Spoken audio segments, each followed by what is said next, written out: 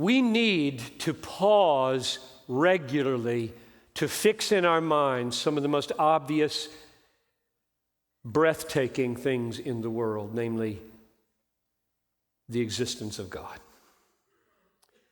The sheer, raw, absolute existence of God, outside, above, before anything else.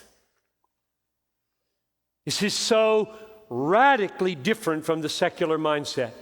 We start by saying God is there and He's absolute. We and the whole universe with all of its galaxies came later, is dependent. I am who I am, He said to Moses. Tell them, I am sent you. Whenever you see the L-O-R-D with all caps in your Bible, you've got Yahweh, and Yahweh is built on the Hebrew word for He is, or I am, and therefore hundreds and hundreds of times the Bible with that personal name is reminding us this is absolute reality. Everything else you see in the universe is contingent. Everything else is small. Get to know Jonathan Edwards. Here's one of the things he said that simply blew me away in July of 1971. I was reading The Nature of True Virtue. It goes something like this.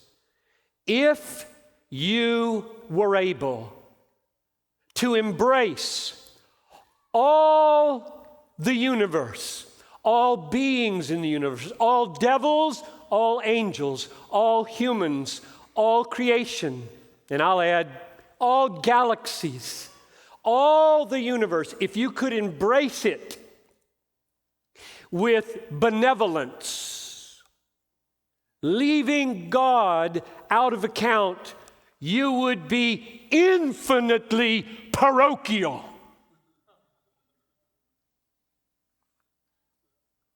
Infinitely small. You would have embraced something so small, God can barely see it. Why do you think it is that the Bible, in places like Psalm 8, says, when I consider your heavens, the work of your, what? Fingers. Why do you think it used the word fingers? Why not hands, arms, shoulders?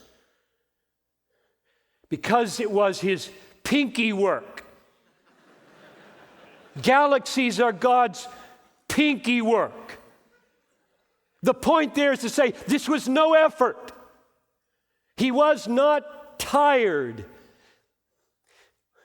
When they tried to build that tower into heaven in Genesis, the Bible, in order to make plain the ludicrousness of it, said He had to come down to see the top of it.